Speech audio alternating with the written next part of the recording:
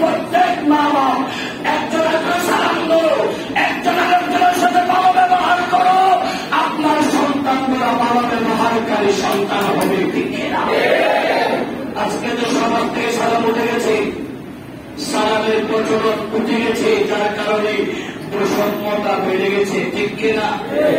বৈষম্য বিরোধী আন্দোলন হচ্ছে কি হচ্ছে না? বৈষম্য তো মুসলমানের ঘরে ঘরে আছে, কারণ তারা একজন আরেকজনকে সালাম দেয় না, ইজ্জত করে।